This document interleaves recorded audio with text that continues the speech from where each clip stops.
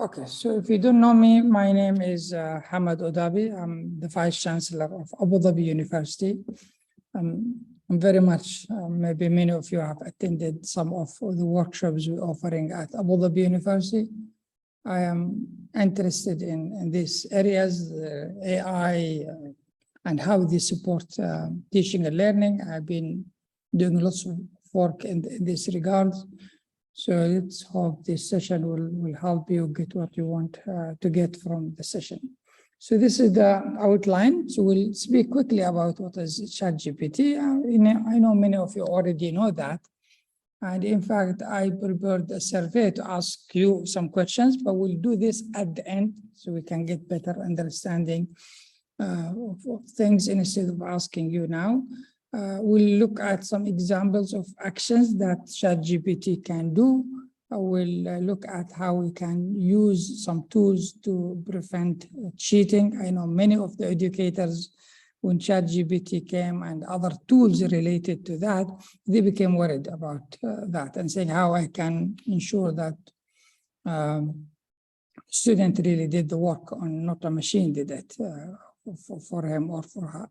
We have some solutions. They are not the ideal, but they provide some support and some guidance that we'll talk about it here.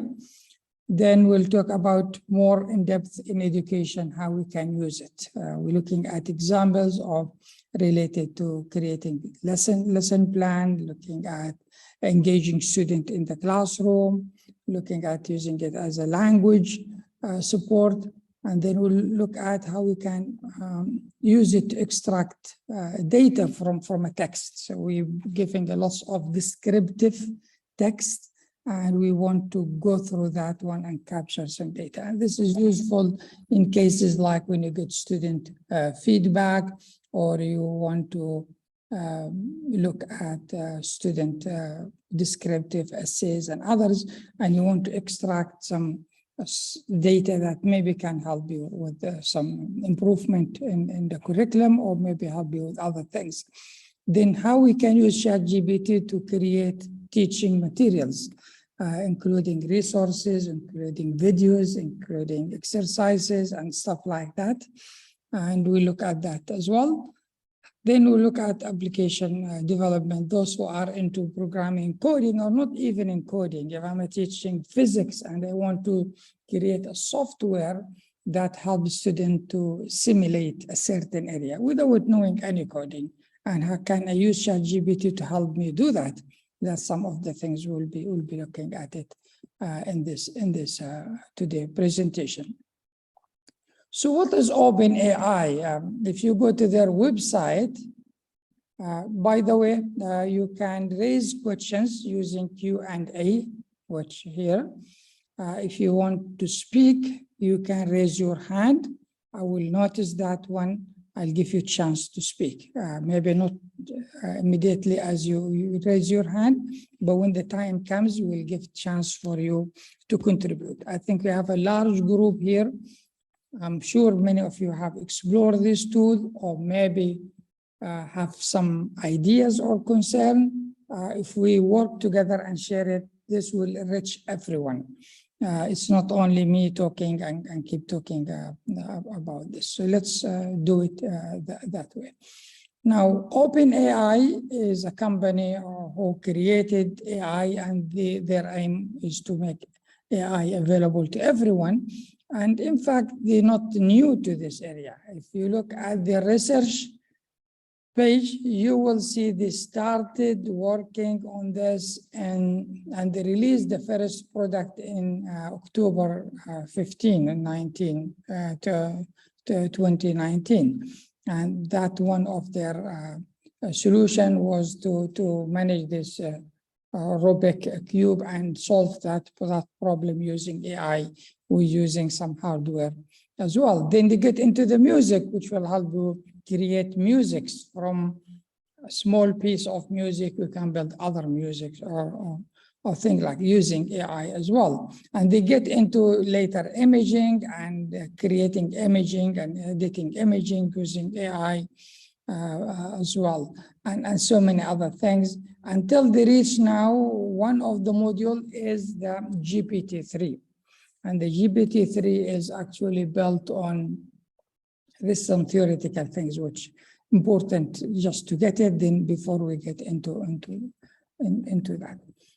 So what is ChatGPT? Here is it. For us at Abu Dhabi University, we have a tool that or a portal for faculty. Everyone, they can go in and access everything they need to do. You don't have access to that, but you can get access to ChatGPT by simply going to a browser and typing chat.openai/chat. And that will get you into the Chat GPT page.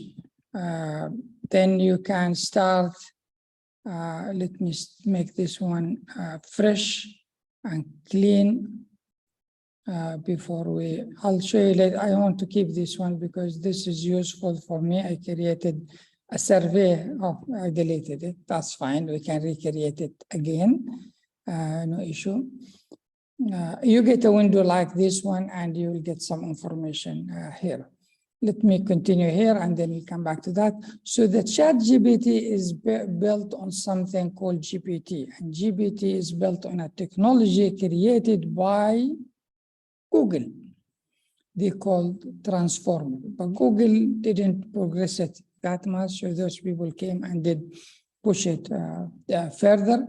I'm sure Google now is working on that. Everyone is working. Microsoft is investing hugely in this one, and everyone is working on that one. In fact, you can train GPT, the OpenAI, what they did, they trained GPT on a large data. And when you train it in artificial intelligence or machine learning, it becomes able to perform different tasks. And there are ways you can train your own GPT and create your own ChatGPT if you want to do that for a specific purpose. Maybe you can train it on your school specific information and make it only available to you and to other teachers. So it becomes like an advisor to you by using all those data. The biggest thing with it is the neurons network that they created, and it's millions of neural networks which allow it to decide on how to present the data and come with the solution for the people. So that's where it is now. If you are interested in the first topic, so we can get rid of all this concern about how I can prevent cheating. And then before we get into that, there are tools available now. One is the detector. The detector is a tool that you copy any text here and paste it. It will give you some information. If this give you, is it fake or is it real? So you drag any text and put it here. Now the challenge with this one, I have to make it clear. If you're writing, you write really a genuine and text yourself, don't copy it from anywhere, and your writing is perfect, this tool might detect that this is fake. One thing. So it's not 100% accurate to help you do that, because it expects it matches the writing. That's one thing. The other thing, it look at the style. ChatGPT and other artificial intelligence, they have a style and structure in the way they write. So this can also be detected through this tool.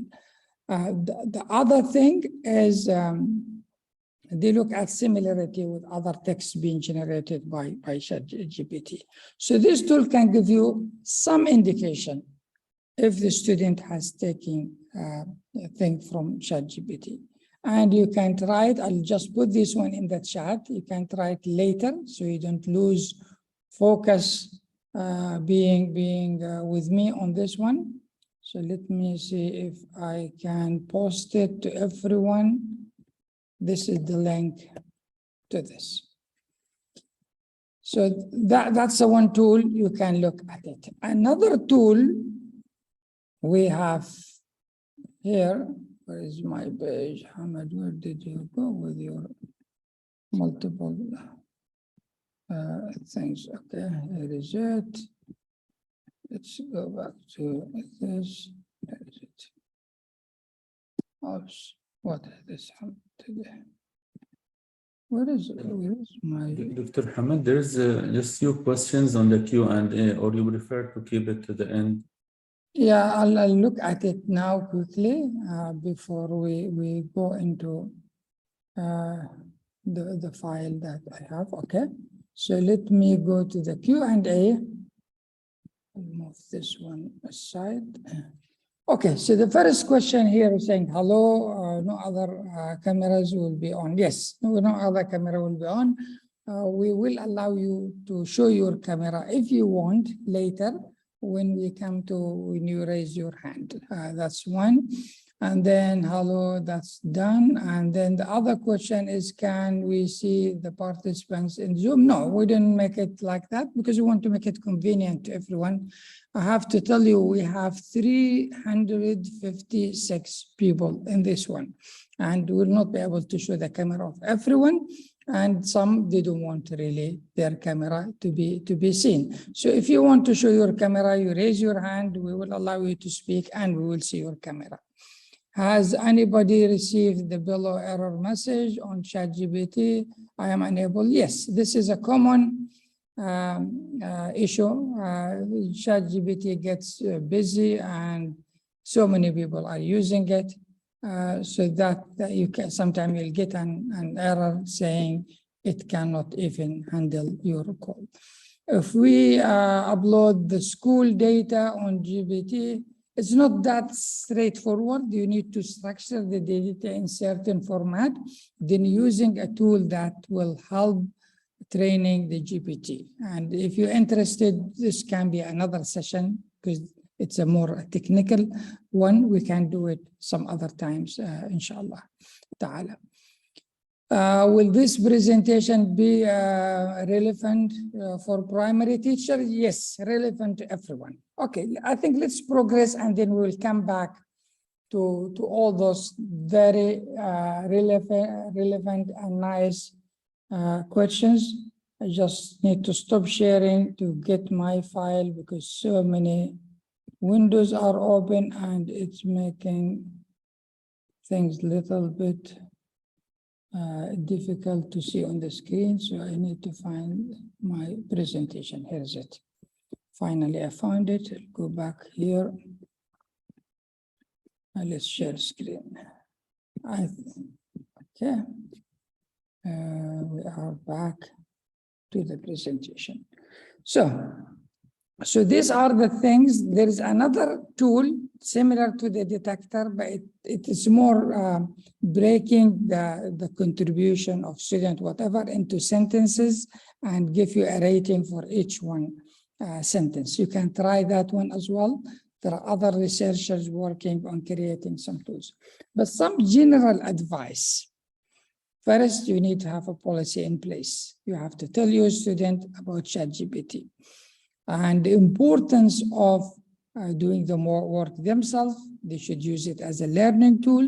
The importance of citing their work as well, and the school should have a policy on academic integrity, and I'm sure you'll have something similar. Then use the writing prompts and assignment that require original thinking. So you should think of your assignment in a way, if the student just put it in ChatGPT, will get a general information which doesn't help. If try to structure your assignment to get the student to think and show original work from his or her side and understanding. That sometime in maybe grades less than maybe 12th grade will become a little bit maybe difficult, but that's something you can maybe use. And then you know your student writing style and progress. And you can tell if student jump from this level to that level with no explanation, then you can have a discussion with him or with her to do that. Again, we have to educate our student. We need to create an honesty culture. For example, in Abu Dhabi University, we create guidelines for our students. We linked it to our academic integrity, and we train the student on how they should be respecting that. So there are some guidelines. Are they the best? Again, it's a challenge that we all as educators need to think, and I would like to hear your opinion later on this subject. Guidelines for effective use of ChatGPT. When you use ChatGPT, avoid submitting sensitive data. So don't submit your student names, ID, and grade. If you want to analyze grade, yes, you can, but remove the names, say X1, X2, X3, X4, whatever, remove the IT, and then put it in the system. Why I'm saying that? Because at the moment, ChatGPT is going through a research phase or user acceptance phase. And there are engineers looking at this data and making use of it in a way to train the bot to make it more effective. So they watch how it does, not one by one, but they look at it in a more summarized, and they use again another artificial intelligence tool to help it. So your data or your student data, your credit card, of course, don't put there your sensitive user password and username, and those important sensitive data, don't put it there. That's very important. If you want to get the best of ChatGPT, don't ask a question like, who is the president of X? This is not meant for ChatGPT. ChatGPT is meant for more than that. It's not for just giving you those answers you can find in Google or find it somewhere else. And don't ask questions that are not really well structured. Otherwise, you will get an answer. Look at it as a human being. If you talk to someone and you ask him an unclear question or question without providing a context, that person who is not familiar with the subject or with the context will give you an answer. As a human will say, no, I don't understand. Will start asking you questions. This machine doesn't do at the moment. Ask you a question to clarify their understanding. So make sure you give it context, and we will see how we write those examples in a way that it gets the result we need to do. Remember that ChatGPT is trained on data from 2021, and that means it doesn't answer questions related to future things related to 2021. So if you, for example, ask, who did win the World Cup? It will tell you the World Cup didn't start yet, because at that time, World Cup was still not there. It will start later. So it doesn't do that. There are other tools similar to ChatGPT, train on GPT-3 and stuff like that, which I will show you later. They have a connection to Google, and they can get you data, current data. But that has a drawback, which we can talk about it later. When you get a response from ChatGPT, don't take it as it is. Read it carefully. Sometimes it gives you incorrect answers because maybe your question was not clear, or maybe it has some issues with the data there. So just be careful. Sometimes maybe give you some harmful instructions if you ask for harmful things. So be careful, read it carefully, and then use it and create your own and bring your own things. And that the last one is there. So where can ChatGPT and other, it can use as a virtual assistant, and it can support you with doing tasks, that trivial task, and that also need gathering lots of data, putting it in different format. Maybe I'll show you an example later. For example, we had a delegation visit. There is a video I have there, who coming to visit the university from other university. There are 7 members, deans, and everyone. And I want, or we want to create a schedule for them to meet, each one meets his dean, and then they come together and then go to Al Ain to have a meeting, then go to Dubai and come back and visit industry, lots of things. So we've just put all these data. So we have this delegation, these are their name, these are their title, dean of this, dean of Y, except they're coming to visit us, we want them to do this, do that. Please create a schedule for us. You will not believe it. It created a schedule, put into consideration the travel between Abu Dhabi and Al Ain and back from Al Ain to Abu Dhabi, created a break in between, and made sure the corresponding people are meeting to each other based on the instructions we give it. So it can be really very useful for you to get things done faster in a way. It can be for the customer support. As we said, you can train the GPT to make it focus only on your own things. And also can be a translator, can be an education tool, which we want to focus on it. Of course, can develop codes and do data analytics and stuff like that. So in education, where it can be used, I think it can help with personalized learning. And we'll see some examples later, how to help someone who wants to learn certain subject and finding difficulties and need this to be done at different levels from basics, you take it upper until it becomes more, maybe more high level in terms of Bloom taxonomy and learning. That can be done. You can create interactive exercises and games on the fly. You have a group of students in the class, 1 or 2 are fast learners, and they finish the task, everything in a few seconds. You can generate for him or for her many exercises to make them practice, learn, and become engaged into the class. So creating exercises and games and those things, very simple, and we will look at that one as well. You can use it as virtual tutors. Student, if you train your student, they can ask ChatGPT to act as teacher of mathematics in grade 7. And I want to learn today X, Y, Z. And then the teacher start giving you content, and then you say, give me some questions, give you some questions, you answer them, give you feedback on your answer, not only A, B, C, and multiple choice, written questions.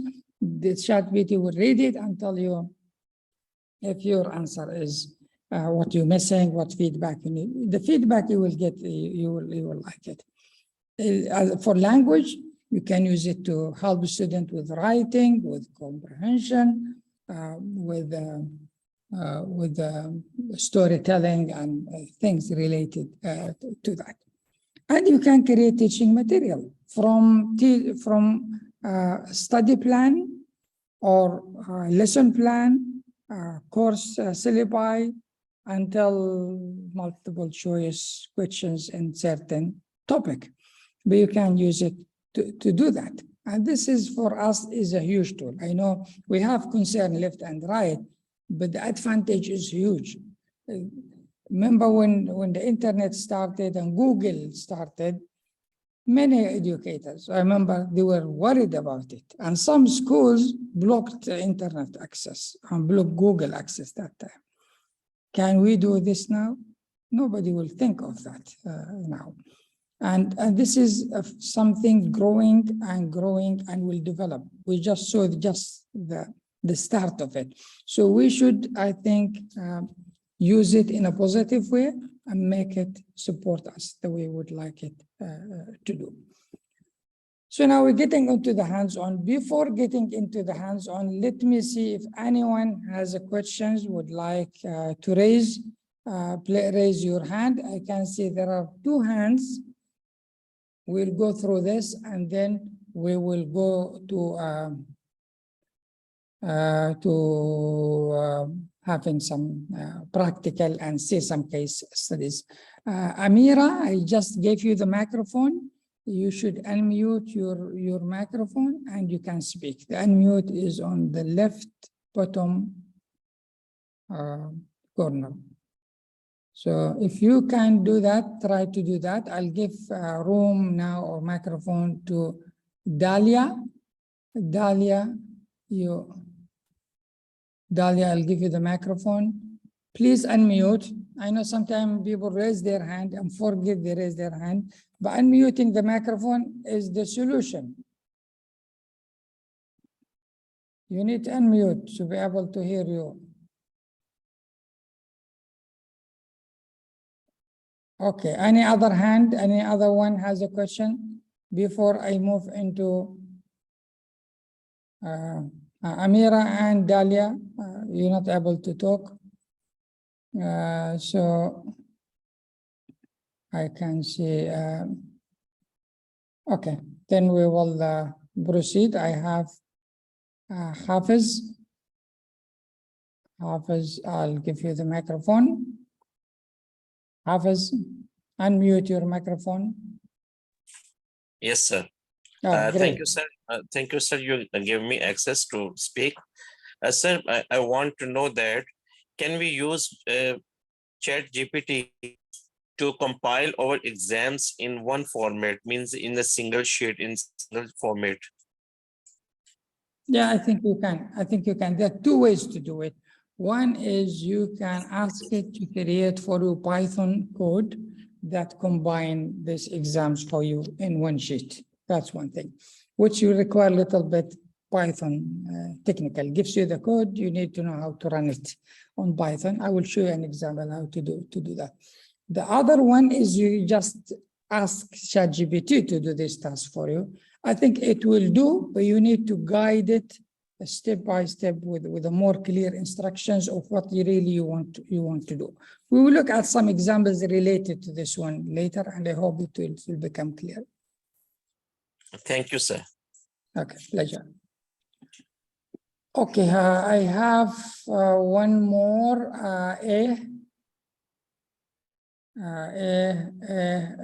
Who is Amira? Amira again.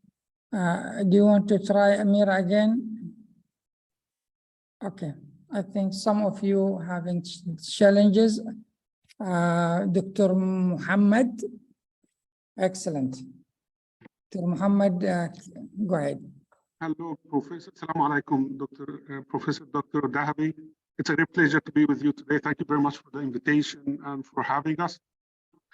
Basically, it is very informative presentation. So far, I have learned a lot. So I would like to ask about some case studies which you might have applied in teaching as well in Abu Dhabi University. Yes. Yeah. You mean you want ChatGPT to help you with creating case studies? No, case study of applying ChatGPT as well. Yeah, case study of application and implementation. Yeah, we have some case studies, but as you know, this is very early stage and it's still developing. ChatGPT was launched on 30th of November this year. The last year. It's just only 2 months or 1 month and something. So I believe this is very progressive in the university as well. Yeah, so it's a great initiative. Sure, good. Okay, thank you very much. Thank you very much for having me. Pleasure. Okay, I think let's go into some hands-on. So you will start getting more familiar with this. And let's look at first thing using it in the classroom, creating a lesson plan. So let's have an example here. Now, one thing with ChatGPT, because it is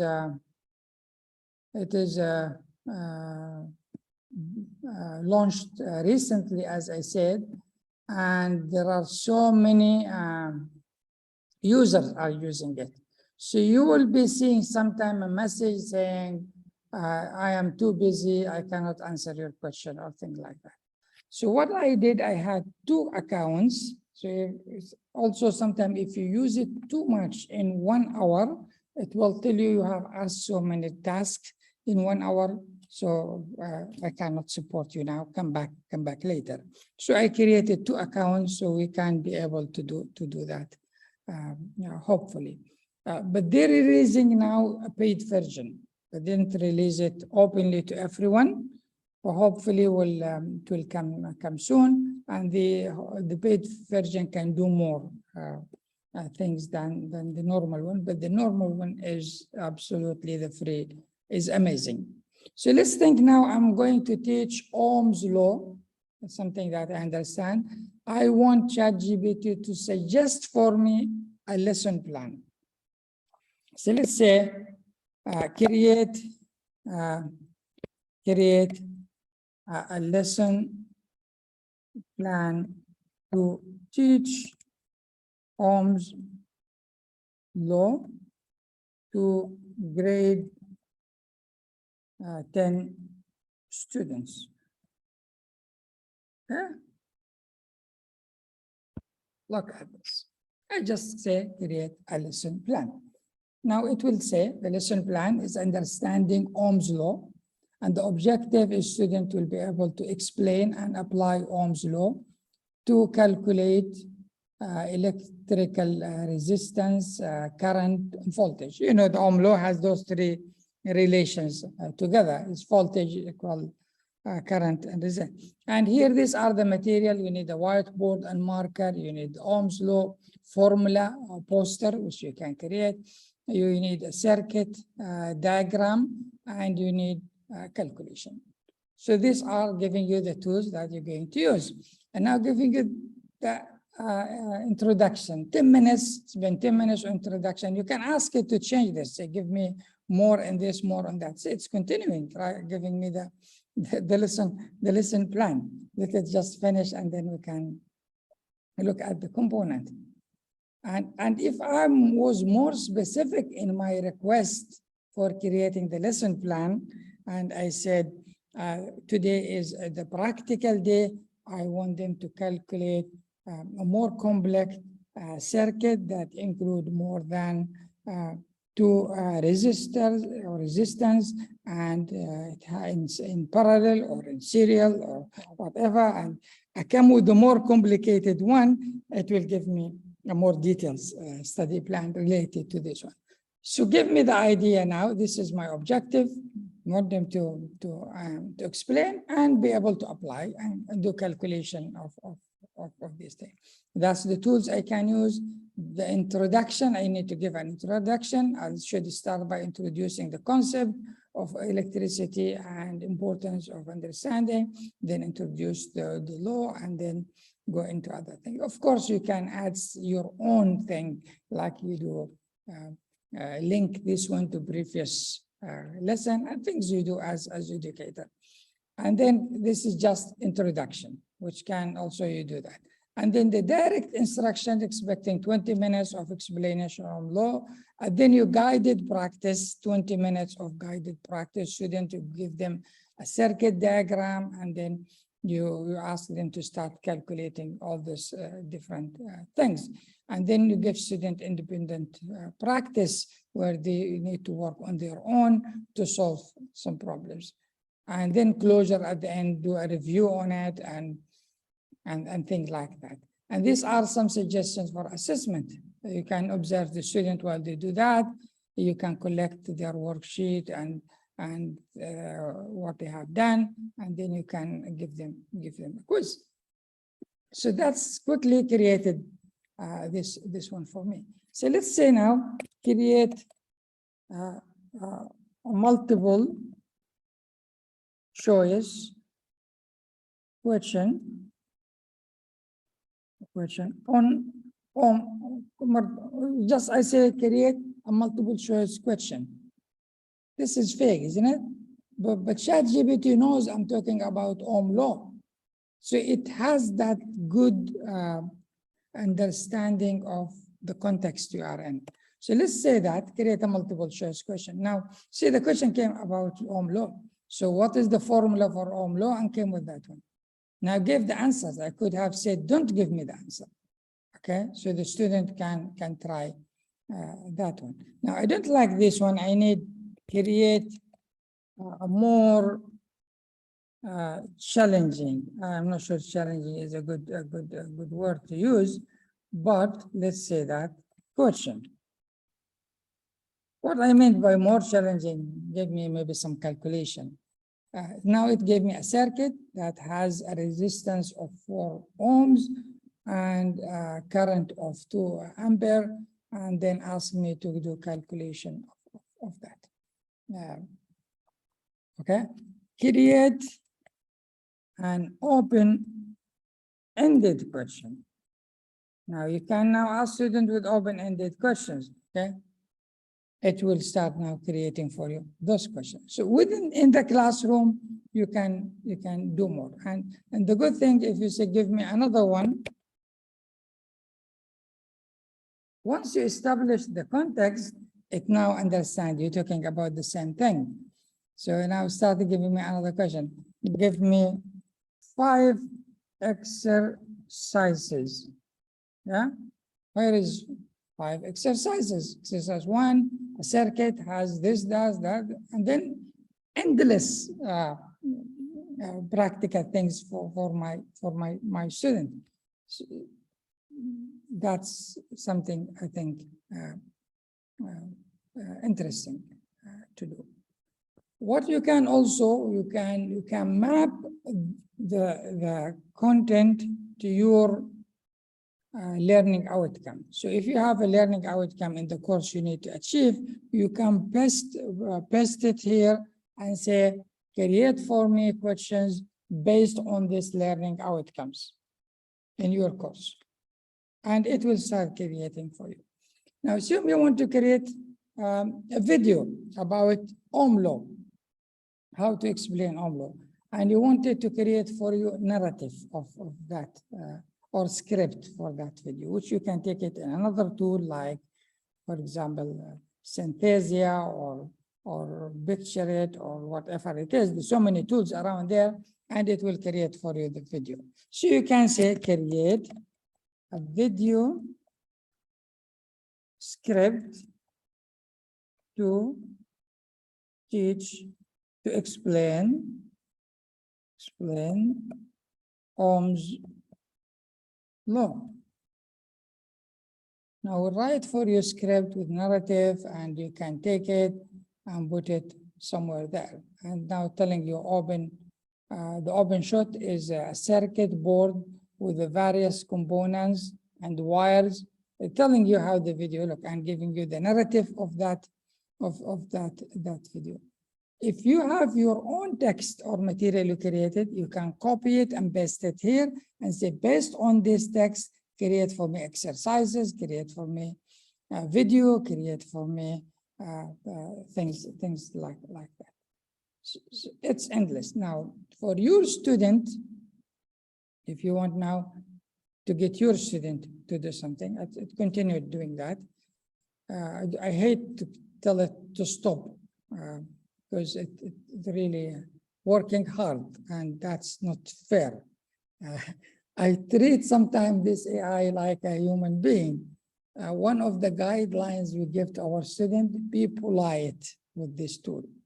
Why are we saying that? It's not really a human being, but being polite, that practice and value that you gain. If you start treating this machine like do this, do that, and give only orders, after some time you will find yourself behaving the same way. And these are other social impacts on those technology and challenges that it can face. But if I am a student, I can say act as a faculty or teacher, teaching general business, okay. Act as a teacher, teaching a course on general business. And now, once I say that, it will say sure, and it will start telling me introduction about the course. So this is the course I'm teaching. The course, it will cover management, marketing, finance, operation, stuff like that. With the course would start with an introduction, blah, blah, blah. It will now tell me, like you ask a teacher, you teach general management, then he'll tell you, yes, I teach general management, this is what we teach on it, and this is what we want to achieve, and these are things and things like that. and start doing this. So I can say, ask me, now I'm a student asking it, ask me question. Now it did speak about number of things here in the course. And let's take one like strategic planning. Ask me questions about strategic planning. Now what will happen? It will say, sure, it will start now getting us some questions. See, some of those questions are open-ended questions that related to strategic planning. But if you say, let it stop, ask me a question and wait for me to give the answer. I'll show you now how this will happen. Once I provide the answer, give me your feedback. Wow, I'm talking to a teacher, yeah? Now we'll see what will happen now. It came to me with this. Sure. What is the SWOT analysis? It's giving me the answer. Great. The SWOT analysis. Now, I don't want it to give me the answer. Please ask the question without providing the answer. I will give you the answer. No. Let's look at this. So this is the question. Okay, waiting for your answer. What are the key steps involved in developing a strategic plan? Okay, let me put my try. The steps are SWOT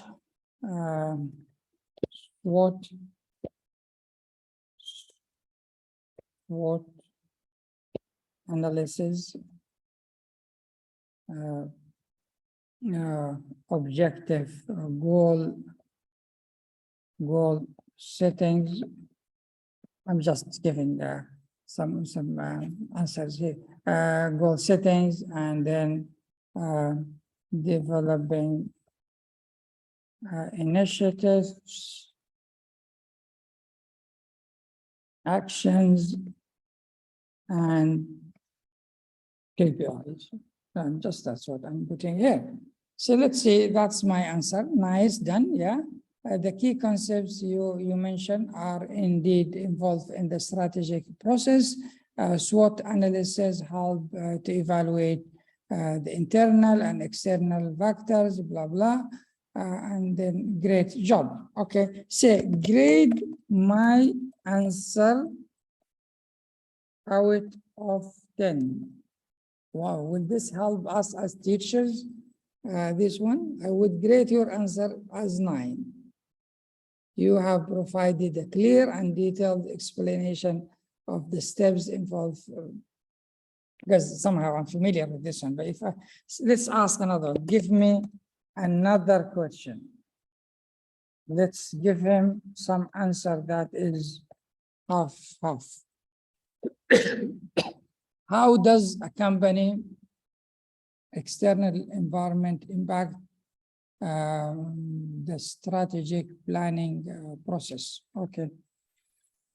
Let's say anything. The company, I'll say that it will help the company reduce the cost. It's not really, because the environmental impact is not really about the cost, it's about sustainability, and help get the customers satisfied.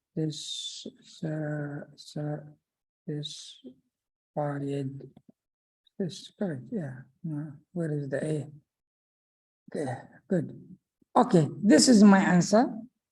I don't think it's It is true that the company external environment can be significant impact on strategic environment, and understanding the external environment, including factors and stuff like that. This is missing some important points, and I didn't cover it. And my answer was anything. Grade it out of 10. And why? See, it can help. So give me 7. I think it was very generous to me.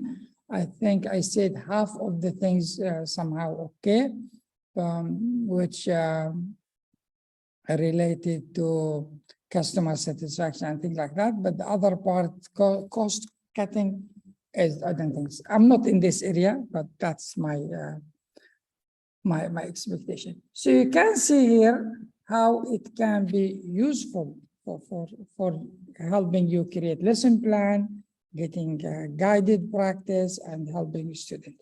It can help you also with creating rubric. Okay, and you can say, for example, I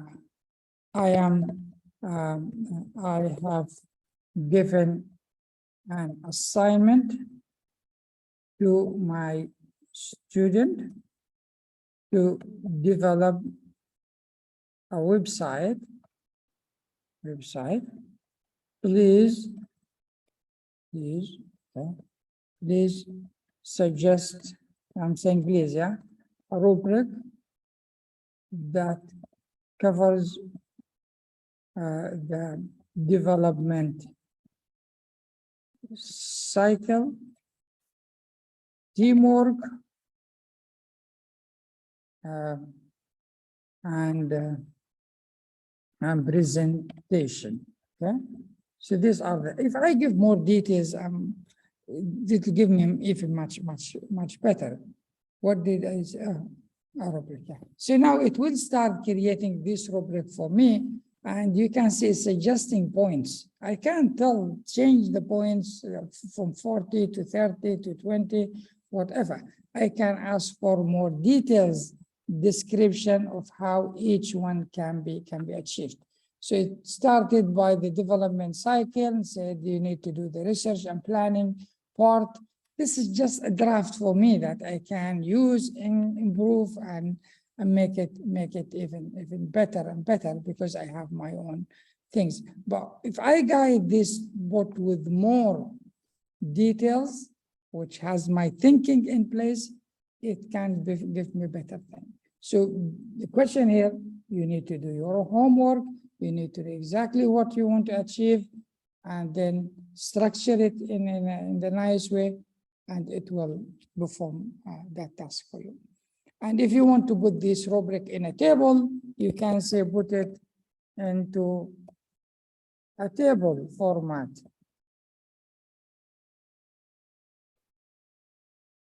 I don't like it being done this way. Sure, very kind. Now it will put it in a table format. So it's looking at each one and putting some points and things like that. And you can maybe you did like this format, you can put it in other format if you want. We can tell it to do whatever we want it to do. It's somewhat ready for you to serve you. We spoke about creating a video. You can also create a storyboard for a lesson. If you're working with someone creating e-learning object for you, you want a storyboard. So you can create a storyboard. I want the student to learn this and that. This is the content I'm using. You copy it and paste it from your book, or you write it from your note and then put it there and do that. We have seen it can create exercises and question and list. It can create for us script and video, do that. So these are things it can do. Now, if you get into the language part, this is another good area. So it can create stories for us. Yeah. If you look at this one, let's take this one, and maybe one use case useful here.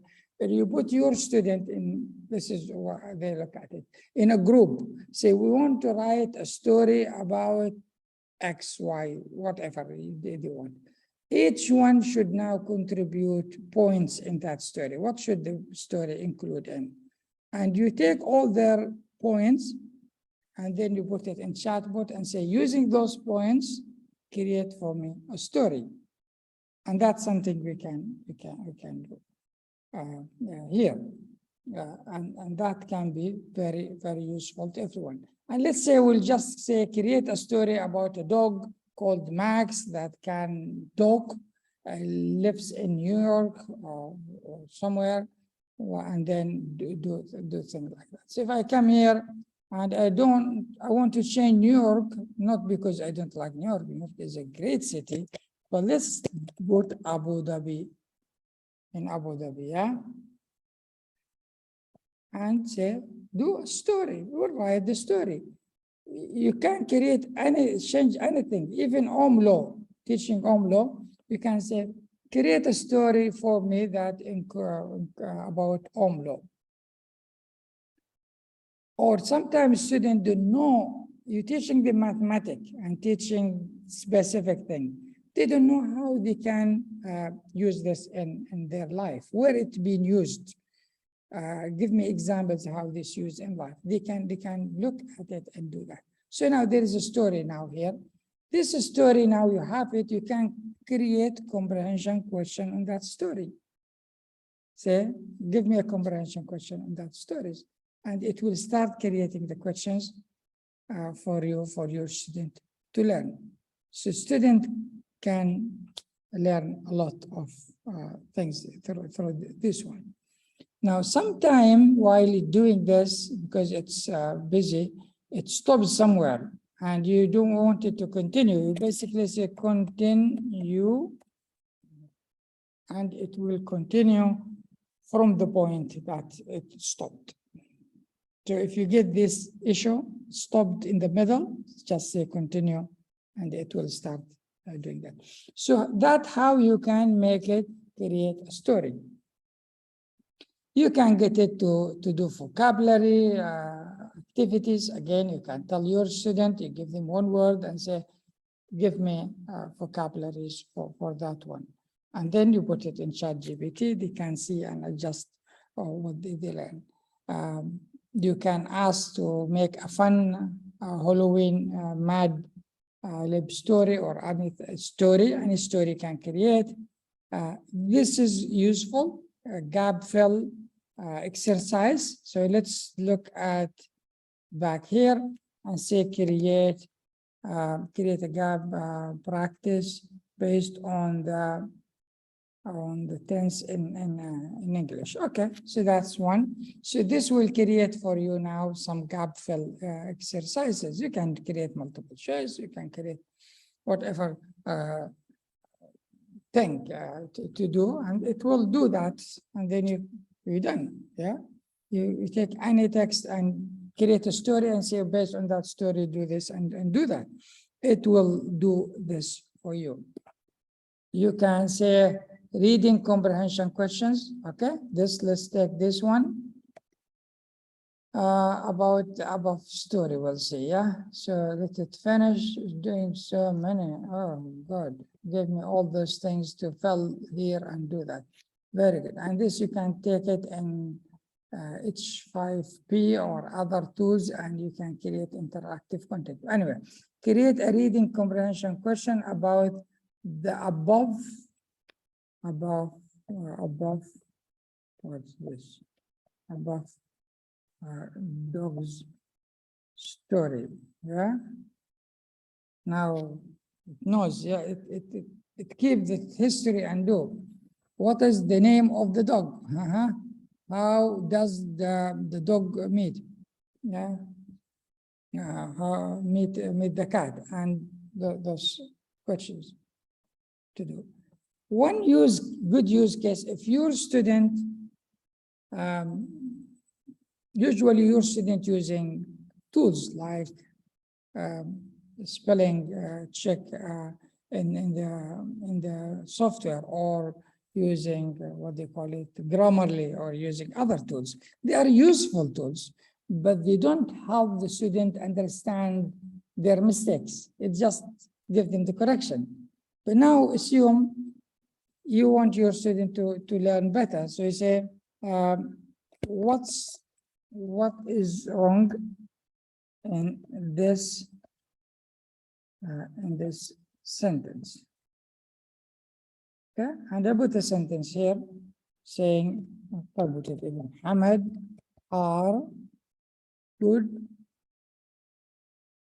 A good persons. It's complicated. A good persons. Grammarly will correct it. Yeah. Let's see what it will give here. It will explain to the student what is the correct and why this is not correct, and why should not use are, why should use L. So it gives a better feedback to the student. Okay. I tried something to, you put a content here. Let me take this one. Yeah, if you have a text somewhere and you say grade this text on IELTS, IELTS, English, IELTS. Bands, okay, and then text, and then you just copy the text from somewhere and put it here. Let's see if we can take anything we have written here. This one, for example, yeah, and you just put it there. It just gives you some indication of the band. Yeah. Sometimes it says this silly thing, and sometimes it gives you indication. It depends on that, but it's giving a good advice anyway to do. IELTS, yeah, I think maybe. Anyway, sometimes it does that one because if you get the description of the IELTS bands and put it here and say based on this band, do that. Of course, it will do an accurate one for you. So these are some of the English. I have few more, then we'll open discussion and we'll have some more discussion. The other thing is about extracting data from a text. Let me show you this use case.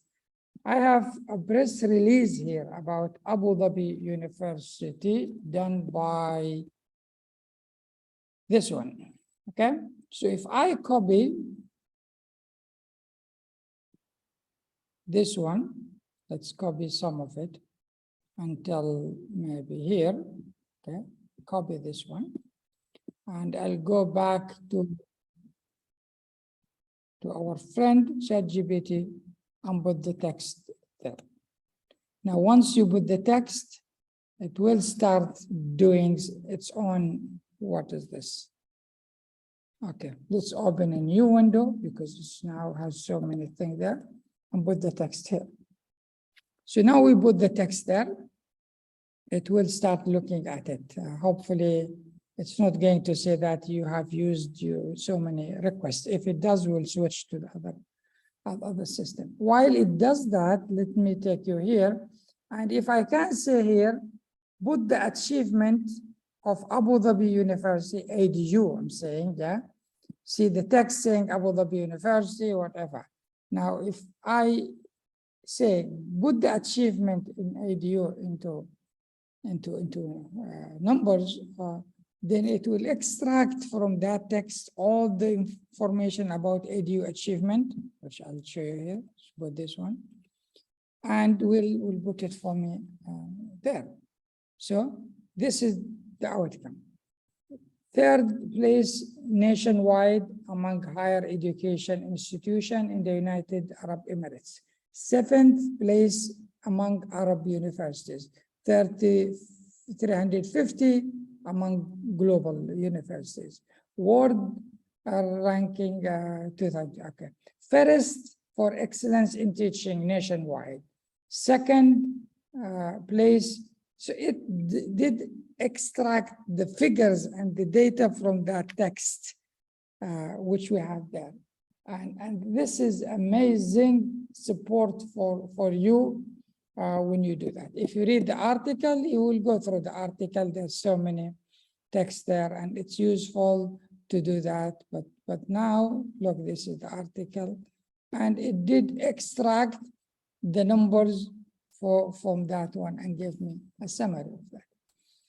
Till we had a meeting this week with around 7 people. With the permission of the people, we recorded the meeting and used Word feature. There's Microsoft Word. There's an easy feature here, say dictate. Yeah, we use dictate and dictated everybody what they said. They sometimes was able to understand some people and sometimes didn't understand and put things. So the text wasn't the best text. So what we did, we put it in ChatGPT and said, give us a summary of that, and give us the best summary you could have done on that from what we were doing in the meeting. Then we said, give us some action plan from this meeting. What are the things you should act on it?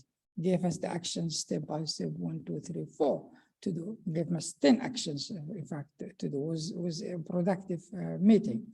Then we said, write the minutes of the meeting, and came with nice summary of the discussion and who said what, and then text like that. Now, in the meeting, we could have been practicing it properly, saying, for example, Hamad, we need you to do that. Hamad will do this, X will do that. It could have captured it much better, but at least give us the focus. I did it on other things, had a presentation from a company visiting us. They had long presentation with so many things. Went through the presentation, it's very nice, but took only the text, copy and paste, and put it here and say, give me a summary of this. What sort of collaboration we can do with that? Yeah, it gives you something you think, and sometimes as a human, we will not be able to catch everything. Yeah, sometimes we focus on one area, but the other area at least gives you a map in front of you of all this area, and then you now put your focus and you know exactly what you need, you know your strength, weakness, opportunities, what you want to achieve, your strategy. You use all those things to filter. So it can extract data from complex text, and this can be very useful. We use it only for feedback. So we'll be asking you feedback at the end of this session. We can take the text and put it there and say, give us summary. You know, with open-ended survey questions, sometimes we get lost what to do with this data. I have 300 inputs. Can I read all of them? No way I can do that. Now put it here, it will give you a summary of the key points being discussed in that place. With your understanding of your challenges, this can give you even better. So that's an area which strong, you can use it. So there's so many examples, we can look into that. Now this one, creating case studies. If this is good for the university level, it's also good for school, because you want your students to practice how they can learn from other experience and other case studies and related to their study. So in higher education, we need lots of case studies to use. And you can ask it to create whatever you want to do. So let's take this Elon Musk and Twitter story. Yeah, you know, he acquired the Twitters and then he had a story about it. So we'll say, give us a case study. Now it will come with a case study. You can ask, say, I'm teaching at an MPA level, create questions about this case study and focus on acquisition and things like that. And you do. You can describe any situation and say, create a case study for me. Those case studies very useful to help students to learn. And you can even create a very technical case study to do. So it just came with that case study. And now we can ask questions about it. Say, create for me questions. And you get your student in a group and let them go read it and come and develop their own thing. For example, you can get your student to understand budgeting. So you can say, create a case study for me about a company. I just came with this one, a real estate company in Dubai that has many mega projects and aggressive marketing and a large group of brokers. Who then the purpose of you need a case study for my MBA student to do this and that, and you want them to improve the profit by 10%. So they come with a case study, and then you put them in a group and let them now create this budget. Start working. What are the different components need to be in the budget? How to increase the revenue, reduce the cost of operation, or whatever they need to do to come with that budget. So that's, I think, something very, very useful. One case study very common is suggestions for ideas. So assume I am a student advisor or student counsel, and I need ideas. So create for me 10 ideas to engage students in reading activities. Something. You can come with anything you want to do. You can ask it to create games as well. So now it came book club. This as educator we know because we are in it every time. But again, it will give you a list that you would not miss anything else. So book club is the one way you can create reading challenge. Students set up a reading challenge, and you can ask it now, give me a plan for the reading challenge. What other options? Like you can focus on each one and ask drill for more information, but you need to know what you want to achieve. Book swap, it's a very good practice, reading and reading aloud and those things. So I ask for 10, give me 7. If I say continue, it will continue. If I have any number, I'll ask for it, do, because I'm disturbing it. So leave it. So the suggestion for ideas, for anything, it gives you some ideas.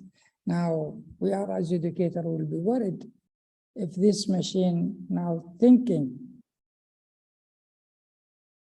and we don't need to think, that's really a big issue. So what we need to do to address that one? That's a bigger question. But I think we need to raise our contribution higher and higher.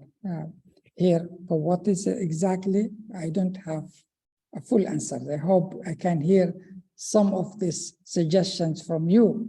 What we need to do next to just, if this can do this.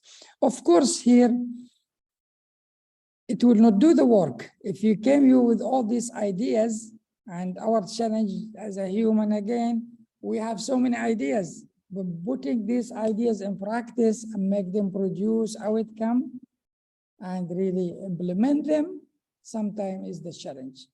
So focusing on doing things and making the impact will become more important. The other things you need, these things coming to you, you need to align it with your context, with your environment, with your challenges, with your goals. You know, you cannot take them as they are because they don't, sometimes they don't completely fit, and sometimes they contradict with what you want to do. But most of the time they will be very, very useful for you. So your input's still there, your thinking is still there, but because it has a wealth of data, has huge algorithm and neurals there, it can bring all these things together and put it on the screen quickly to you. But now you are the one who need to make use of it. And I encourage you to do that, not just to take things as they are. Otherwise, as a human, we will decline until we'll not be able to work with these tools even in the future. Now, also the communication with these tools is important. You need to know what you ask for. You need to have some thinking before you do that. Otherwise, you will not get there. I know so many people interact with it, saying it's useless. It's not giving me the right, because basically you didn't ask it the right answers to do.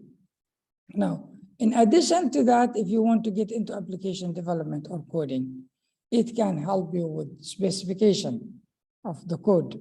It can help you with designing the database. It will give you instructions step by step to build it in Java, on Python, on anything you want to do. And it can generate actually the code for you. And if you have code with errors, you put it there, it will tell you what are the errors to have there. Let's look at some examples. Say, I want to create a database driven website. Sorry, forgive me if you don't like this language because you're not IT, but I think you. I want to create a database driven website to track students at risk. This is a university subject, but can come with something else related to the school. If you have, I don't know, you can come with some ideas and you try it. I'm sure you know what you need. So I just say that, but I wasn't really good. So now it understood that I need to do that, but I should have made my question better. I really hate that because I was thinking and doing. So give me what specification for such a system and include key features.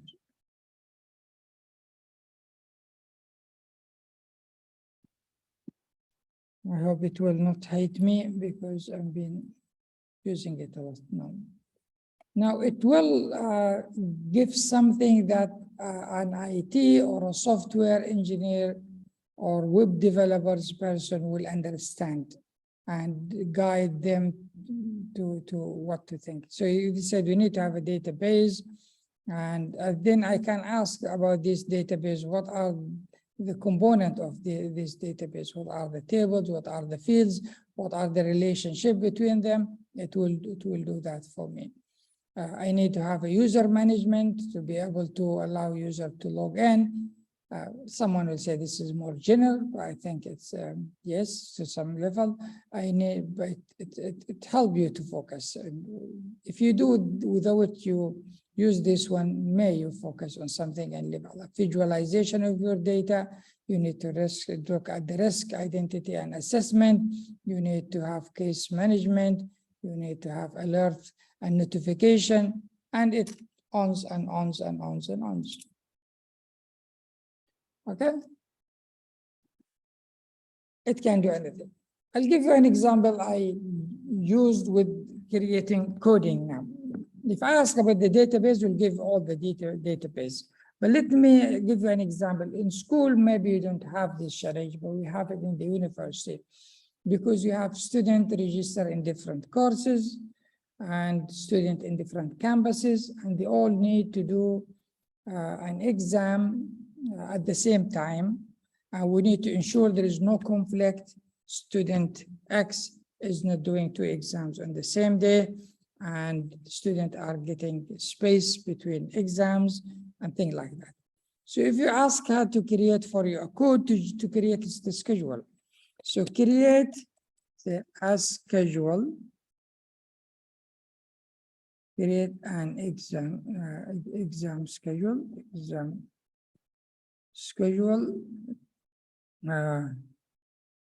using data from an Excel sheet that includes student ID, course code, and campus. A student may be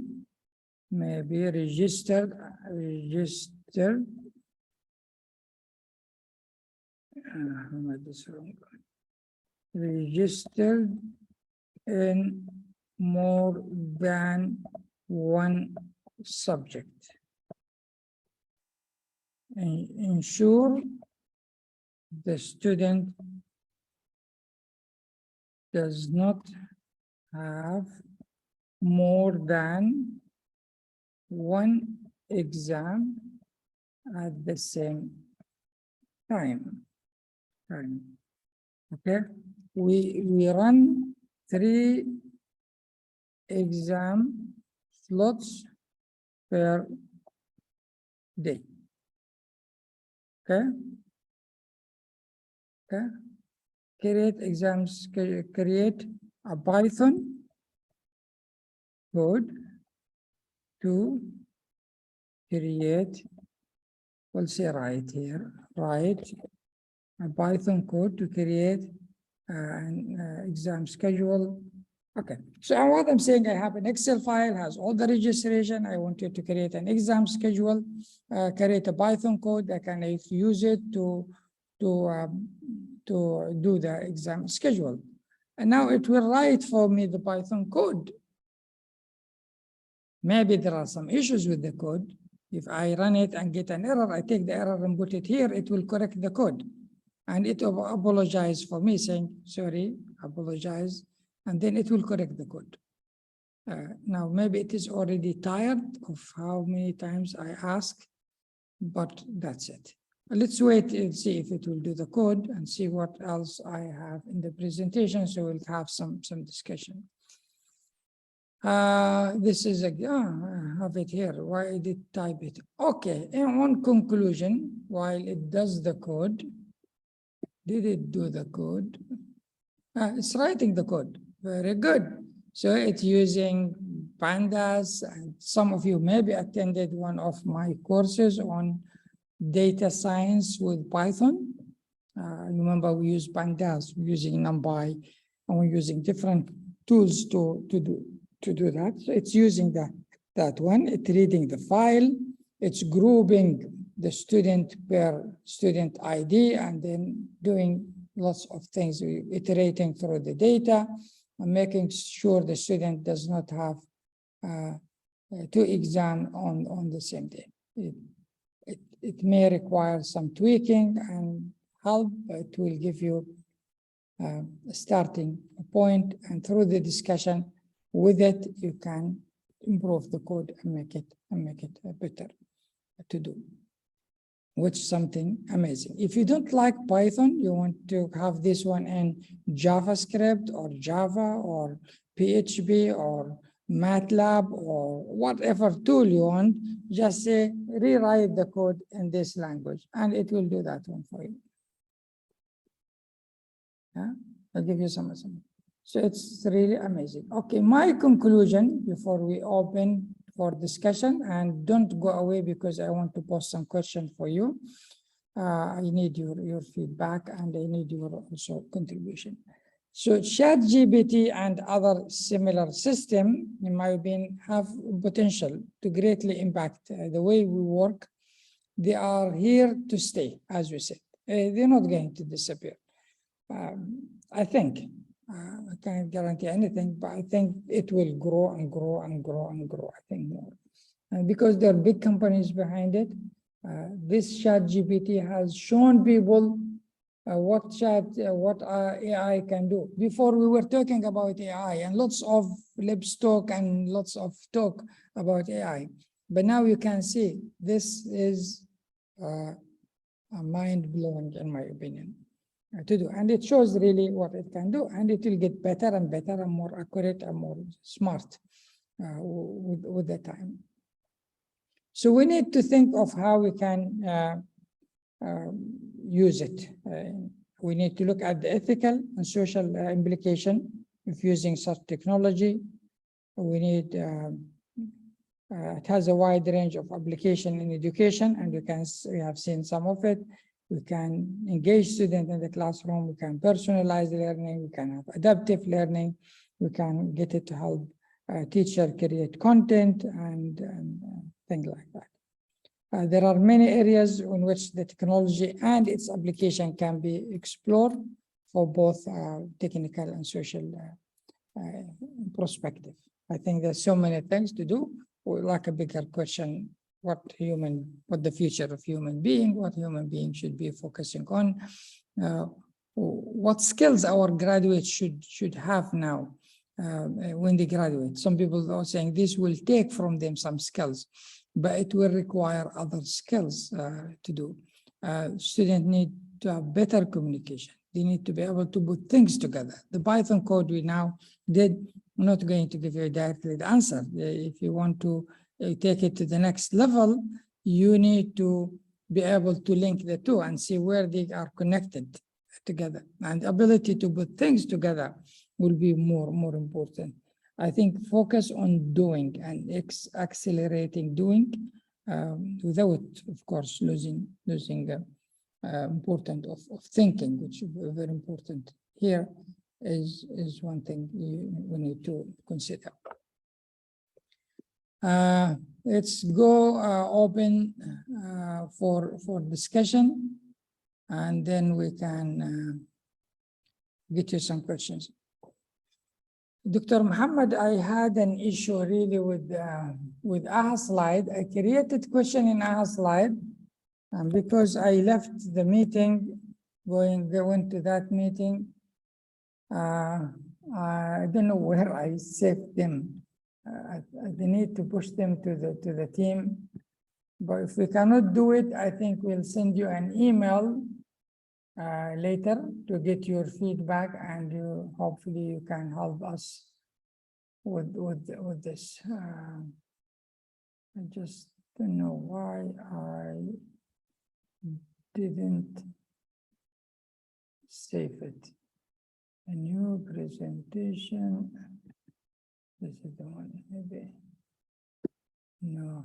Okay, let's open for discussion. I can see there is Amira, your hand is still up, but you're not answering. So I will disable you. Put your hand up again if you want to speak, Amira. Maya, you have the microphone. Just the unmute is to the bottom left, I think, on your screen.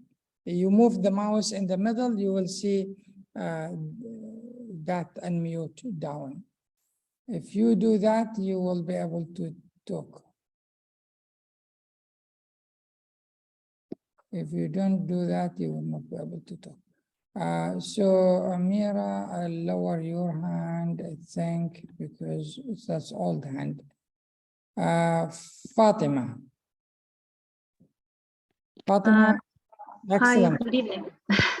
Good Good evening. Thank you, Dr. Hamad, for this valuable workshop. My question is regarding the assignments and quizzes and exercises that are available on this platform.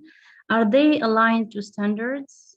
So, for example, I'm a teacher and in a curriculum, American curriculum school. So are these generated exercises and assessments aligned to standards, or shall we add the standards when creating them? To tell you the truth, I don't know, but my expectation, yes, they are. If you say create, I'm teaching using the American curriculum, is generate the questions based on the American curriculum. I'm sure it will do that for you. But try that. I'm teaching I'll do that on Academic American. Let me share screen back and see. We try this one together. Sometimes these questions bring us some great ideas. So I am teaching using the American curriculum for grade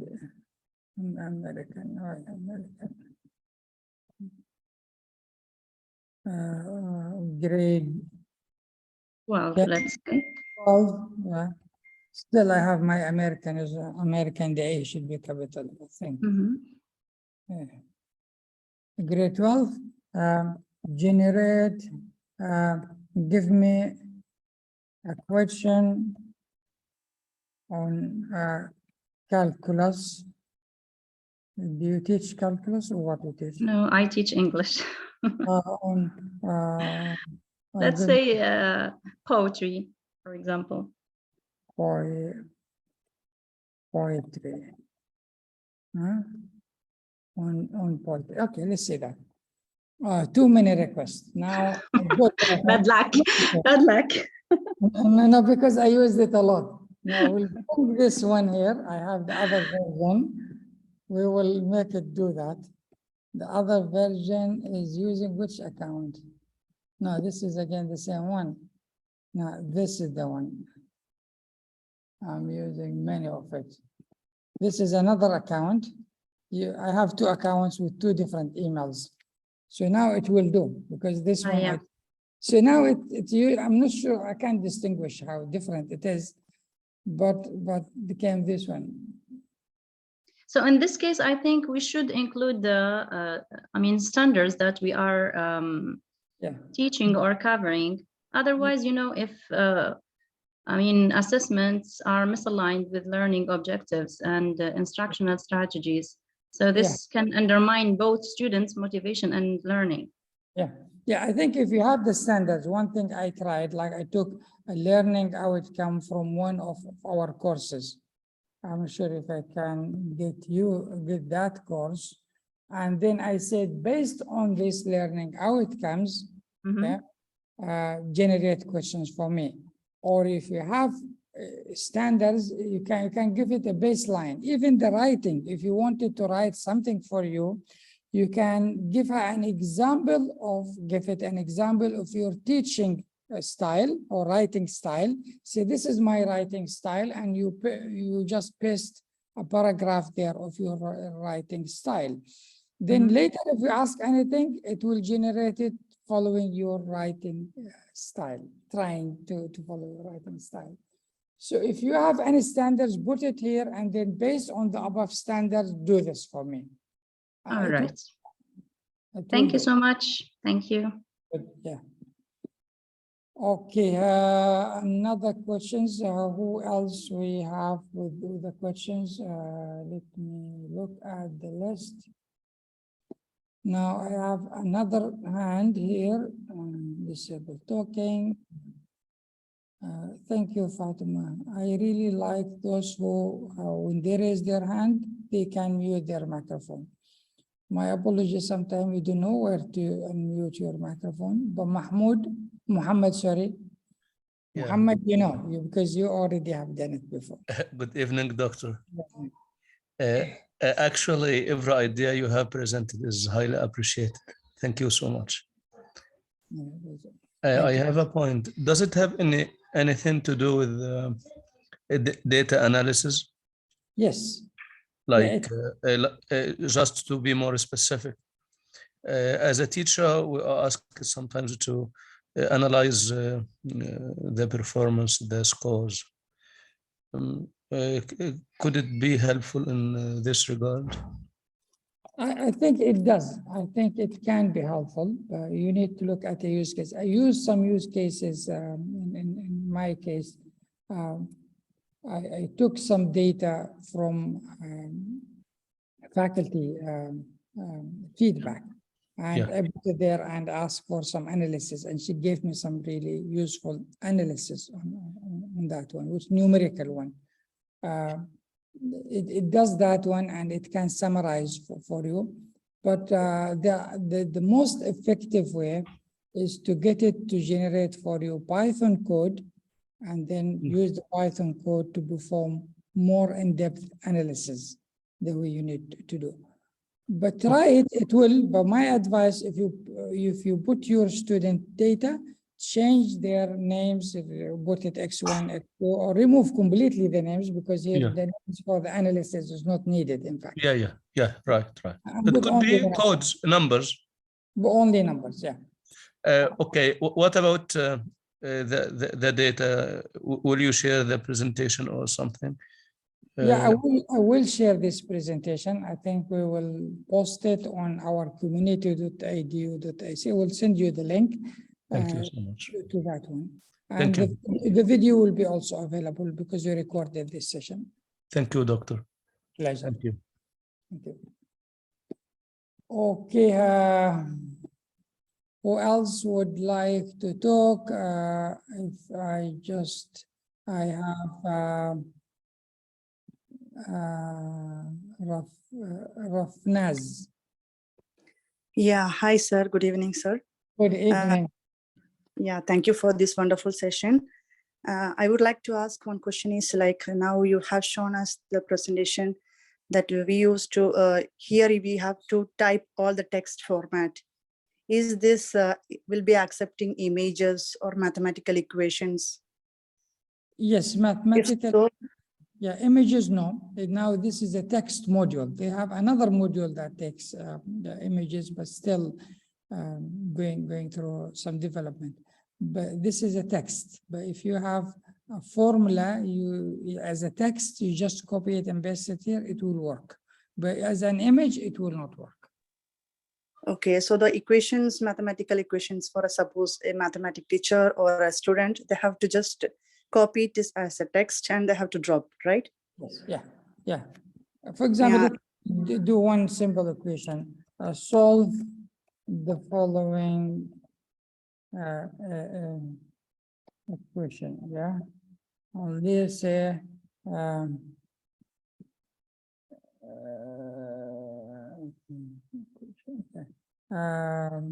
2x squared. You need to write it like this. Yeah. 4x plus 8 equal 0. See, now it will explain how this done. You need to put it on more grammatical way instead, because to the power you need to use the different. So now it's doing this and solving it step by step. Yeah, okay, sir, I got the point. One more question is that based on the previous question, one of the colleague has asked about the data analysis. Yeah. Now, if the data analysis is represented, if we are asking about the data analysis, should the system will generate an intervention plan for the students' improvement? It can suggest. It can suggest. Yeah. Now let me try something now while you are here. Let me get one of my courses feedback. I'll get, just let me open it and I'll show you what I mean by this one. I run the same course to a group of faculty. I'll bring it here. So I run this course, which we had today, for a group of faculty here, and I received this feedback. There's so many things. Now, there's a part here has the numbers. Now, let me just take this one here, copy it from here. I'm just taking the numbers. Later, we'll look at the text. And I come here and paste it. Now, when I paste it, it will do something with it. But now I'll ask that question.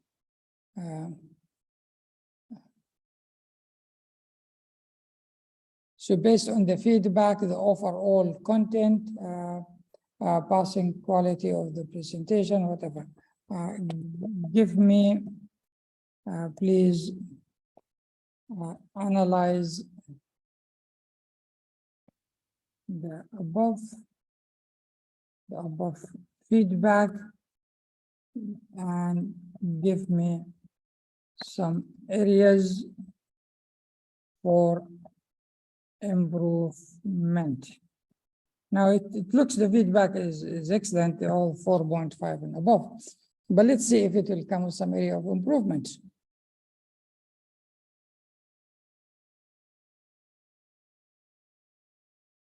It's trying to find, but I think it will find. Based on the feedback provided, it seemed that the event was well received and had high rating across the categories. However, there are no specific area of improvement that can be, because this how it is. Now, but it came here, it's always good and gave me some suggestion. Now, if I have taken the text, this text, open-ended text, and sometimes if it's too big, it will not accept it. So what you do with the large data I hope this will be the case. It will not accept it. So I can show you what you do with that. If it is bigger. Now, waiting for it to finished. Now I'm pasting this one here. Now it accepted. Sometimes if it didn't accept it, what you do, you take half of it and you put it here, and then copy another half and put it on another post, and they say later, based on all the above, yeah, give me your feedback. So now it's summarizing it. List 5 areas that will benefit from 5 areas for further improvement. Now on that descriptive one, she said increase word limit of ChatGPT. This no, don't do that. List 5 based on the above, because I didn't say properly. I have to say based on the above open-ended feedback, list 5 areas for improvement. List 5 areas, yeah. Still looking at, I think this, some people mentioned that one, they need to increase the length. I think this is coming from there. Provide more practical demonstrations and hands-on. So this is area. This one is not related to me. This is related to ChatGPT. The others are related to my session. So provide more practical. People wanted to practice. I cannot get them to practice online when it's online. But that's a good point. Holding follow-up workshops for sessions. What are the strength? I don't want to go strength. Suggest 10 action plans to help faculty further use ChatGPT to improve student learning. And it maybe come to me now, based on the text app, it will come with some idea. But it does some analysis. But as I said, the best thing is to, and if you need specific analysis, give me standard deviations, give me, it will give you as well, yeah? If you come here and say, give me the standard deviation, whatever, it will give you the standard deviation, it will give you the average, will give you some details. But the best is to get it into Python coding, create Python and then do that to do. But some basic analysis, it will do for you. Okay, let me see who else has hand on. Many hands on. Please, those people who talk after you finish, lower your hand, because that will help me know who is still wanted to talk. Now I can see Nivin. Nivin, microphone is yours. And if you want to talk, unmute the microphone. You need to see the unmute, you need to move the mouse in the middle, then the bar will come down, then you do that. See, most people using Teams, not Zoom. This is why you are okay. Banan. Doctor. Yes.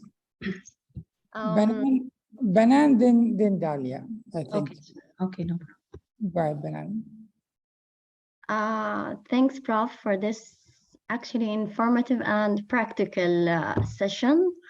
Honestly, I didn't know that ChatGPT can do all this. My concerns, as let me say, I'm an academic writing instructor. Okay, I teach research courses here. And what I'm worried about is regarding, like, academic integrity. when students using like, you know, using ChatGPT, for example, to write synthesis essays, or so what do you think, what kind of guidelines we can, the university can offer, you know, to maintain this issue of academic integrity and plagiarism? Another point I just noticed about ChatGPT, do they offer sources like in-text citations or not? They do. And thanks for giving me this chance to speak up. Yeah. Thank you. Yeah, I think in terms of guidelines, first one is there are tools I explained at the beginning that if you put the student text, will give you some indication if the student has used ChatGPT or something else. And the tools will be in the presentation. I'll send it to everyone. So that's one thing. But the other thing, you mean, I'm sorry, you mean the detector, right? the detector. Yeah, the detector, okay. there is another tool. But also you can feel if the student jump from one level to other level, it's clearly the student is not doing it. So you need to get him to present. I think maybe more on in classroom activities will happen more than outside writing, outside classroom. So you give students the time in the class to do the writing actually, and that's one thing. The other thing, maybe regular check, and free time do writing, they come to you, you give them feedback, then they go around, cycle like that. But it's challenging for writing. Honestly, it is challenging. But these are some of the general advices you can get in this area. I'm sure with the time we will find our own. Yes, yeah. And what about in-text citation? Does it offer in-text citation? It does, yeah. You can ask it to give you also references. Now the challenge is only 2021 data. In future, they will have more current data. There's another tool give you more current data, by the way. But you can ask it to give you the references, citations, and also using any format that you like to use, and it will produce it. And say, give me only 2020 and above. It will find you to that. It can help you narrow down the areas and references that you need to use, and then you go and do your research. That can help you as well. Thanks for this. Thank you. Pleasure. Okay, I have with me, I'm lost on track. I'm Dalia, can I speak now? Dalia, sorry, Dalia, go ahead. Okay, Doctor, it's okay, Doctor. Thank you very much for everything you presented so far. Just going back to the question from one of the colleagues concerning the aligned questions or exams for the American curriculum, but I think your answer was so close to the point, as long as she mentioned which grade, and she mentioned the CCSS, the Common Core Standards, because I already tried this before. And even the question that you show us, it was so close from the standards. So as you said before, I think in the beginning that just to give clear data, explicit data from the beginning, they will help a lot. That was my comment on this point for the Common Core Standards. And for another thing, sometimes as teachers or head of department, we would like to make or ask the teachers to make individual plans for some students. And you said that don't give very personal data. So I have a suggestion here. Maybe we can just write the grade and give each student a letter or a number, so it would not be very clear for him. But there is something here, so I can just enter all the data of the marks and the feedback. But in case I want to attach a file, like there is a certain quiz for that student, I only put the mark for that student to analyze the data, or should I add it as a file? At the moment, it doesn't support adding a file, but there are in fact ways to do this one. Is usually, I think this will be, most people will be start doing now. They create their own digital system, like in Abu Dhabi University, we have our own portal, and we registered with OpenAI. They gave us a connection, they call it API. And API allows us to send requests to to ChatGPT or the OpenAI to perform tasks and give us the results to do. And with that, we create our own form, we attach student assignment and all the other details. And this way you can get it in the back end to do the work for you, but you store all the data in your own database. But that's a very technical one. We need some IT. That's it. Because sometimes in the examination paper itself that we divide the questions according to for the high achievers, low achievers, middle, or it depends on the skill itself. So it depends on the weight of the question itself. So that's why I think it's better if I attach the whole exam for the system or this application to be able to analyze, to make data analysis for the students' potentiality or. Yeah, but if the exam is a text, you can copy it and paste it there for sure. But if it is a file that has some images and graph and things, it will be able to take it. Thank you very much, Doctor. You did Pleasure. really great, amazing job. Thank you. I'm going to Reem Hashim.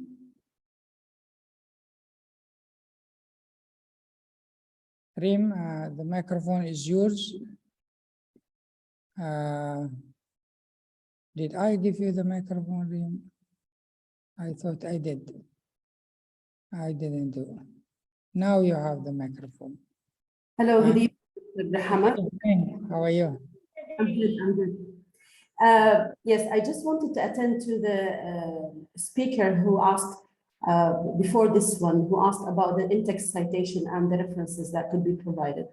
I just wanted to caution her and everyone that the citation is not precise, because I tried it myself, we're scholars, and I asked it to generate a text with in-text citation and give me the references at the end, and it did. And then I went into the literature, I took the references and I put them in Google Scholar just to test them, and they were not accurate. So it generated the literature, which was good. Okay, good for brainstorming, good for like an assistant or a coach. I call it a personal coach, and it's mind-blowing for sure. And it helps a lot as many other scholars. But I just wanted to caution that lady and many others just to be careful. And I always I tell my students, for example, that Google gave us access to knowledge, right? But we address that critically. And now AI is giving us access to intelligence, not to knowledge. And we need in the same manner to address it critically. So we have to constantly keep testing what we have in hand. That's why. And we also need to remember the bias in the text. That's another caution. Because as you said, it is based on algorithms that are based on data that are fed to GPT, right? Yeah. So who feeds the data in, and what is the source of this data? That's another question that we need to keep in mind. I put them actually in the chat box. Thank you. Thank you. I appreciate it. Johnson. I'm Dr. Johnson from India. Happy to have the session was so informative and was quite interesting for us actually. Thank you, Professor, for spending your valuable time with us. This ChatGPT from the Department of Lifelong Learning. I find this ChatGPT will be very much useful not only for teaching but also for research also. Could you tell me how this data can be used for qualitative analysis from your point of view, Professor? Please. Yeah, I think again, when you get into more analysis, like what you're looking for, it does support you with that, but it will not produce in-depth qualitative analysis for you. But it provides you with summary, with all these things, but then you need to make your own interpretation based on the situation you are in. Using Python code and other codes will help you better to come with a better result to do. But it's good in bringing things together and summarizing it and giving you some action point and things you need to do. Thank you, Professor, very much. Thank you. Thank you.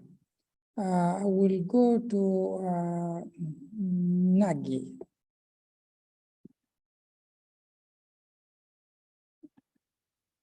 Okay, I think Nagi, you have the microphone. I think you need to unmute. Did you manage to unmute? I don't know. Muhammad, Dr. Muhammad or Muhammad, Dr. Muhammad. Dr. Muhammad, microphone is yours. Thank you very much, Professor Dr. Dahabi. Thank you very much for the presentation. My question is about automatic marking. Auto marking. Yeah. Okay, so let's say if I have 200 students and they have submitted an assignment which is 8,000 words, okay, and have the rubric for it. Yeah. So can I use ChatGPT for automatic marking of student work? But I will anonymize the data. So let's say I will only put the text, not the names or numbers or any other information related to them. Yeah, yeah. I think it. If your rubric is clear, and you paste the rubric first, saying this is my rubric, then you take the student answer, the descriptive text answer, and you put it there and say based on the rubric, grade the student out of 10. And provide some feedback. It will give you an indication, which will be a very good indication, but I'm saying it's indication now because you need also to come with your own observations and your assessment of the student performance. Yeah. But I think it will give you some good feedback. Good feedback. But is there any other tool that might be developed at the moment or already being developed? So at the moment, there are, but they are more complicated to come with the outcome. Like there is something called H5P. If you try it, it helps you break down written assessment, and it will auto grade your student. You give them an assignment, they submit it, they will get the grade automatically. But it will require you to break down your assignment into smaller components, add some keywords that the student should use or areas that they need to cover. It's more complicated, but this will give you faster response, which I think is good. But again, you need to verify it and make sure it's really fair judgment on the student. So it will be like personal assistant marker, and then I need to do the work of the second marker. Yeah, I think for the student, they can use it before submitting their work to you. They can put it through ChatGPT and ask ChatGPT based on this rubric, give me feedback. And then they can enhance their work if they want. That would be brilliant as well. It would save loads of time. Thanks a million. Thanks a million, Professor Dahabi. Thank you very much. Most grateful. Thank you. Okay, I think I have Muhammad Al-Mansouri.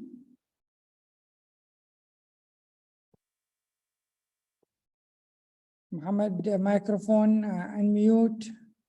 I'll click here, ask, unmute. Maybe you'll get a button on the screen asking you to unmute. Thanks, Doctor. I have already read my question, and you generously answered them. Thank you so much. Pleasure.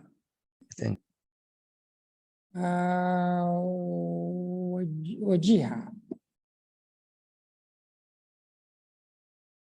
Wajiha, maybe something will pop up on the screen to ask you to unmute.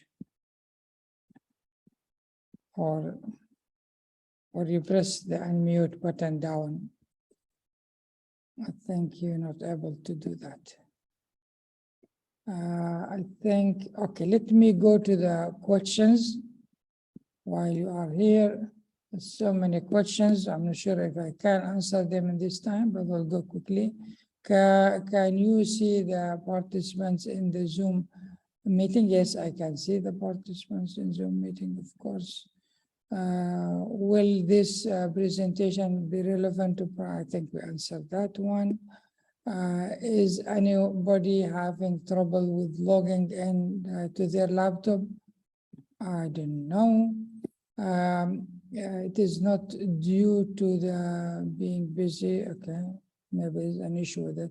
Are these websites available in Arabic? Yes, it's available in Arabic. You can ask it in Arabic, it will answer in Arabic. You can translate to any language. Say, translate this one to X, Y, Z. But the only thing I can say, my observation in the Arabic one, if you ask question in Arabic, by the way, you can ask it to write a poetry for you. And I really enjoyed doing this one. I think I said, ask Shakespeare to write a poetry about Abu Dhabi University, who is ranked number X, Y, Z, and they are this and that. And it did write some nice one.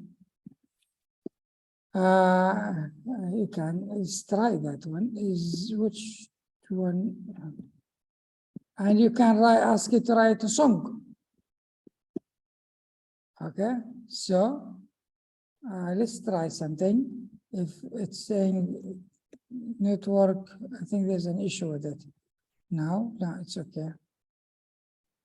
Let's write a song. If it comes, we can do that. While we do it, it's loading, I'll do that. How Edu is going to implement this tool to be used in the teaching and learning.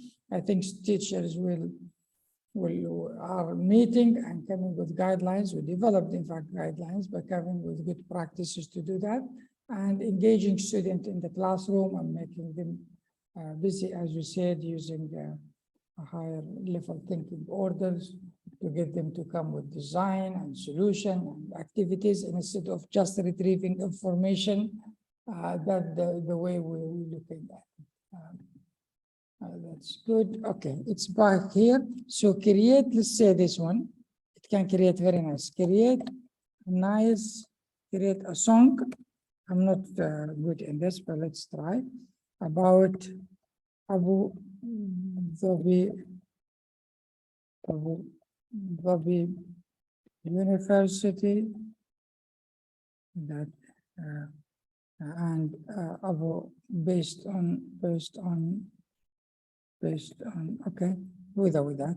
So Abu Dhabi University is ranked 350 in the world,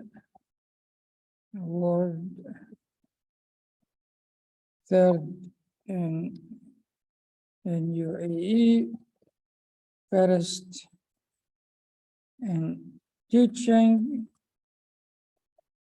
first in employability.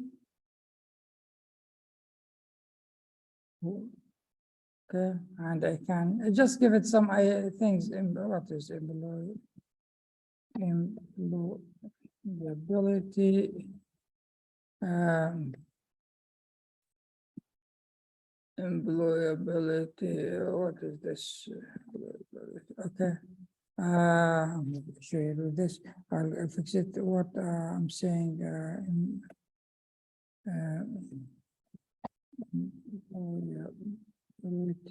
Again, and then what I want to say. The students. I'll fix it now. The students thinking and doing is always students are at the center of everything ADU does. The ADU strategy has 3 main pillars that are student success, excellence, excellence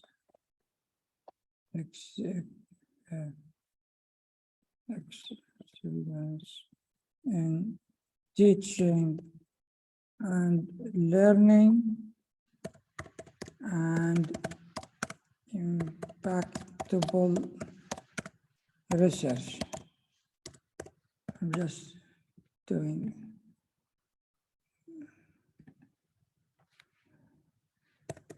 impact on research. Okay, let's do that. Now we just throw this one and see what will come. So we'll come with first one is Abu Dhabi University on the rise. I'm not good in this, but see how it's nice. Ranked 350 in the world, third in the United Arab Emirates. It came with a nice thing. It looks nice to me, sounds nice to me. And that's, you can get your student to do this and sing and play and do things like that. So maybe yes, I think it's nice. Anyway, so let's go to the questions. I think we done most of the questions. Any hand on? There's no hand more. And I think with this, I think we covered that. We will send you a survey. Please contribute to that survey. First, we need to get your feedback to improve those sessions that we will be offering in the future. The second thing, we need to get your thinking about this issue now, or this opportunity, I have to say, not an issue, and how you're planning to use it in teaching and learning. Before I do that, I can see someone put his hand up, which I don't want to leave. Sarah. Sihar, you are unmuted, you can speak. Are you able to speak, Sihar? No, you can. Okay. With that, I think we conclude this session. I really appreciate your participation. I hope you find it useful. Let's learn. I think if we learn and share, if you learn something, some good practice of using this one, share it with the rest of the community. There's so many channels you can use to share.